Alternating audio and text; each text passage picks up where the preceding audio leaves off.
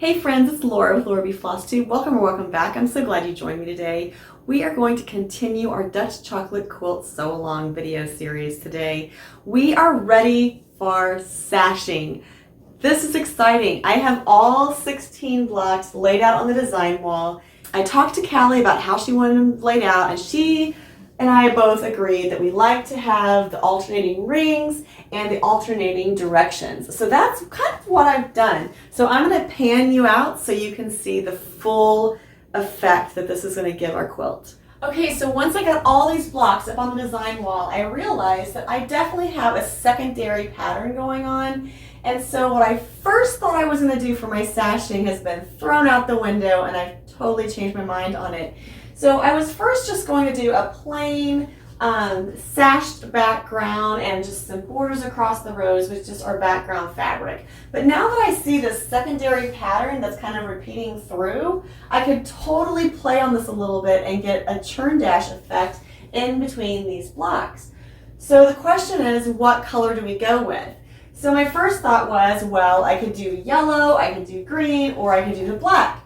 So I think since all of these corners are the black fabric, I'm going to go ahead and do black cornerstones in my sashing so I can get that secondary pattern of those churn dashes in this quilt. So if you were going to look at a pattern and you're like, oh, I don't want plain sashing and borders, how do I fix this? How do I change it? So basically you're going to look at the width of your sashing, and that is the size square you're going to cut. So for this pattern, you can find it in the Perfect 10 Quilt book from It's So Emma, which is published by Fat Quarter Shop. And the sashing between the blocks will be the same size as these cornerstones will be. So let's say your sashing was 3 inches. It's not. Check your pattern. But let's say your sashing is 3 inches. Then you would want all of these cornerstone squares to be 3 inches. And then it will work out when you're going across to get all of your blocks lined up and to have them the right length and the right width for each one of your blocks. Okay, so I'm going to cut my cornerstones, and then you're like, well, how many cornerstones do I need? Well, that's going to be kind of up to you, because here's when you have to make a decision. Do you only want the cornerstones in the interior part of the block, or do you also want to repeat them on the outside, on that first outside border of your quilt?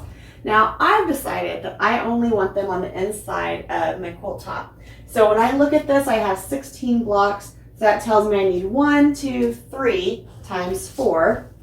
Actually times 3, because I don't need them for the bottom one. So I only need 9 cornerstones to get this all together.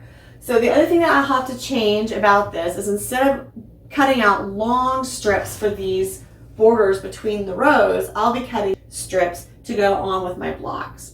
So I have a little bit of cutting to do, and then we'll head over to the sewing machine and start sewing our rows together. Let's talk setup and organization a little bit. So you saw over on the design wall that I had the whole quilt laid out, all 16 blocks, and each one of them were a certain direction for each row.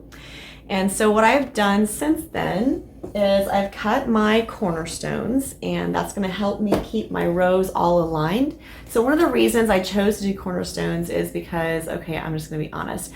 Sometimes when I have blocks and I'm going down the quilt, it gets a little tricky to make sure those blocks are lined up perfectly in columns and across in my rows.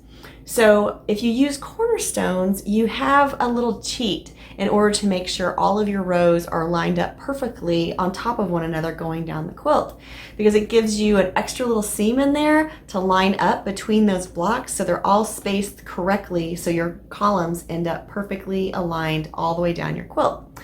So what I have done is I've grabbed the first row of blocks and I've stacked them on my little cart beside me. I also have my sashing strips set on my table here beside my sewing machine, and my cornerstones are just over here hanging out ready for me whenever I need them. So the first thing that I'm going to do is I'm going to grab the first block in my first row, and I'm going to make sure, I'm going to double check with my design wall, make sure that it's aligned correctly, that the center rectangle is going the correct way for my pattern that I want to create. And I'm going to start sewing my sashing onto the right side of 3 of my blocks. Now only 3, because that 4th block doesn't get the outside sashing, because that inner border on the outside of the quilt top is going to be a solid border, so there's no cornerstones there. Okay, so the sashing is only between the blocks on the row, so I need 3 pieces of sashing per row with my 4 blocks. So I'm just going to grab a piece of sashing, grab my first block, and get stitching.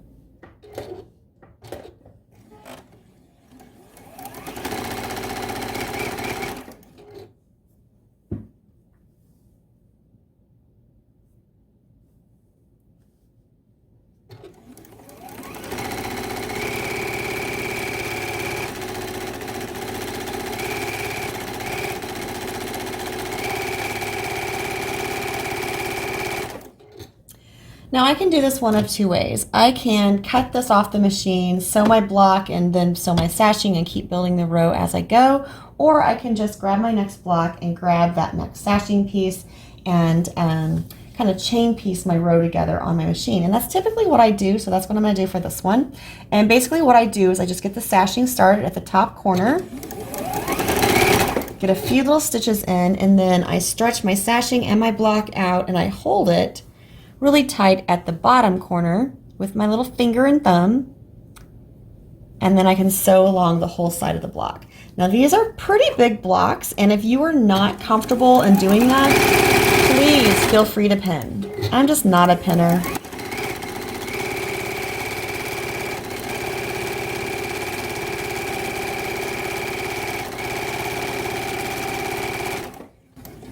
So for this video today, I am going to sew together the first row and the first sashing row that goes between the 2 rows, and that way you can see how the whole quilt is going to come together.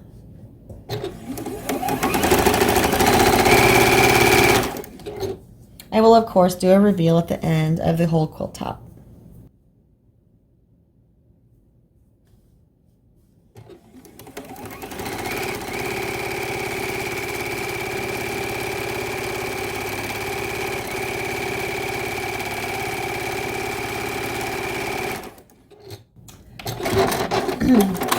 Now that is the last piece of sashing that I have to put on for this row, because remember we only need 3 pieces of sashing between the 4 blocks. So I'm just going to take those off the machine in the reverse order. They're stacked up just the way they should be in the row, and I'm going to put those back over onto my little side table. Grab the first block, grab the second block, and sew those together.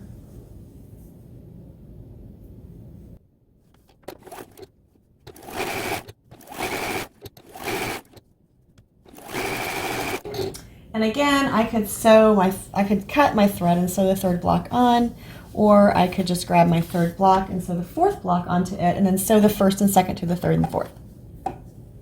Either way is fine. It's whatever you want to do.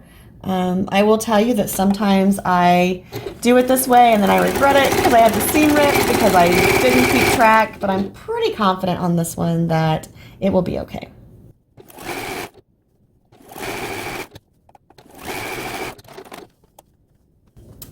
There's block 1 and 2. I'm going to spread these out just to make sure everybody's happy a little bit. Real quick. And then 3 and 4.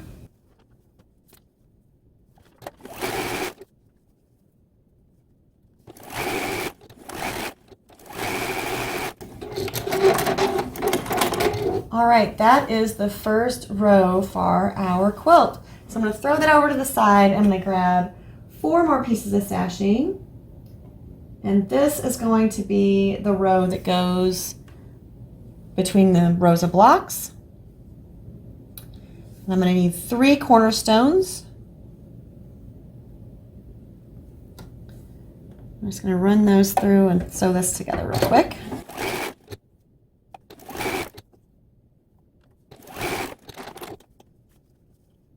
Remember, these are the little cornerstones that are going to help kind of bring out that secondary pattern that we're getting in our quilt.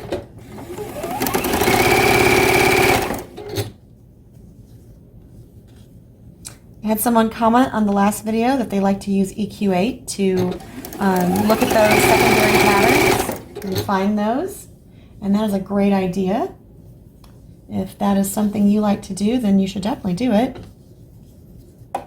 I actually don't have EQ8, so sometimes I do something similar in Excel.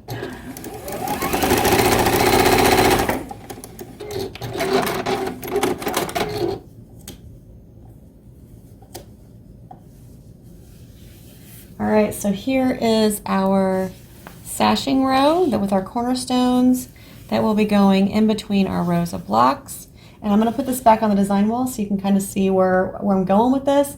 And then I have a lot of sewing to do. I'll keep sewing, get all these together, and then I will show you the finished quilt top. All right, so this should give you a general idea of what I'm going for with getting this secondary pattern in here for these cute little churn dashes that are just magically appearing as a secondary pattern for our quilt. I love how Callie decided to simplify this quilt down and only do the 3 colors. I love how when you look back at it, because of the way the gold and the green is, there's enough contrast there that you almost get kind of like a trail effect through this quilt when you're looking at it from a distance. But yeah, this is so fun, you guys. I am excited about this quilt. I have a lot of sewing left to do on this before I can start putting my rows together. So I'm going to go ahead and get all my sashing in on my rows, and then I'll show you a couple tricks on how to get those rows together, get them aligned so everything comes together magically and beautifully. Okay, so believe it or not, that came together fairly quickly. I have all my rows sashed, and I have all the sashing rows put together as well. I do have a few things sewn together down here, but I waited. I didn't do the whole thing because I do want to show you just a few tips and tricks to get these sashing rows attached to our block rows and to get our rows attached together, just to make it a little easier on you and me. When grabbing the top row off the design board, I also grabbed the sashing row. Of course, that's what I'm sewing onto it. And I put a pin in the one end of it so I would remember which side of the block was supposed to get the sashing, because sometimes from the design board to the sewing machine, I get confused.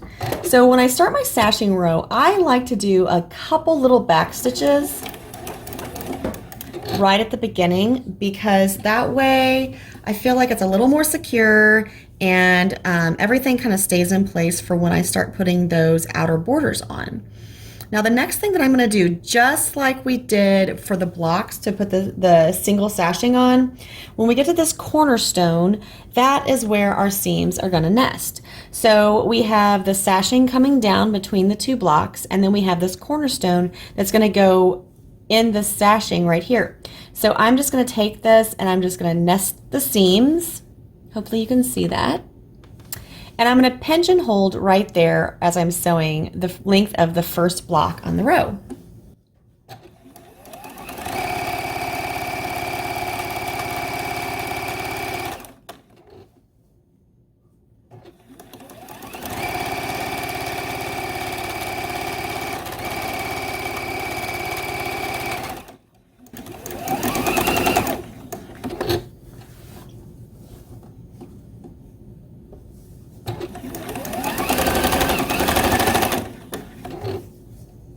Now I also did the same thing with the other side of that cornerstone, and now I'm just taking my cornerstone, my sashing strip down to where I know the next place is going to be for that cornerstone to tie in, nest those seams, give it a good pinch, and sew the next length of the second block.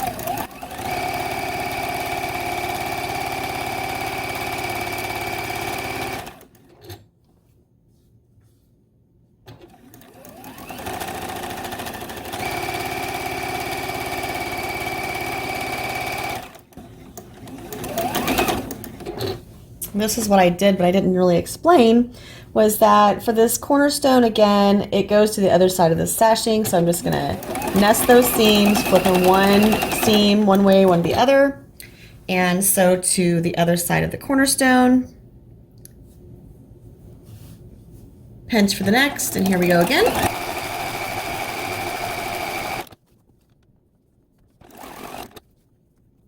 And now I don't have a sashing on this end of my row, so I'm just going to pinch right here at the corner, and this is the last block on this row.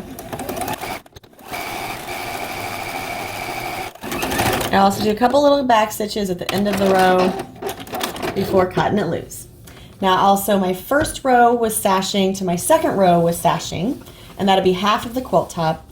And then my third and fourth row are sewn together already. Also the first 2 rows to the last 2 to row 3 and 4, and then our quilt top center will be together. I'm just going to leave this row here. I know that this is row 1 and this is the top. Let me go grab row 2. Because of all of the half square triangles on this quilt, I like sewing with my sashing on top. So I'm just going to run this kind of the length of the rows, get to the other side, so I can start with that sashing. Now I'm going to do the exact same process for attaching this. And those cornerstones are what's going to help me keep my blocks nice and aligned all the way down the columns of the quilt.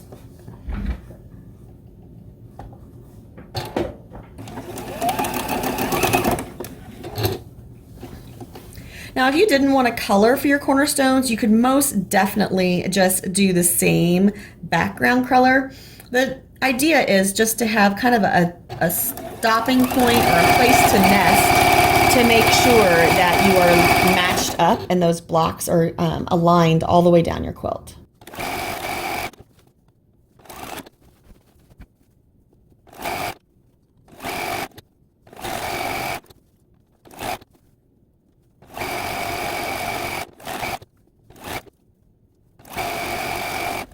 All right, so now I have the first 2 rows of the quilt centered together. I'm just going to grab the last 2 rows and put the whole thing together. All right, so this is definitely heavier because I have all 4 rows plus those sashing rows. So I have the 16 blocks and all the sashing, but it's still the same process. So I have the first 2 rows that are sewn together, and I have the third and fourth row, so the last 2 rows that are sewn together. And again, I'm just going to use my sashing on top. Take a few stitches, back stitch a little bit, go to this first cornerstone, nest my seams, and go the width of the quilt. Now this gets a little trickier just because it's a lot more fabric to wrangle through, but it's manageable.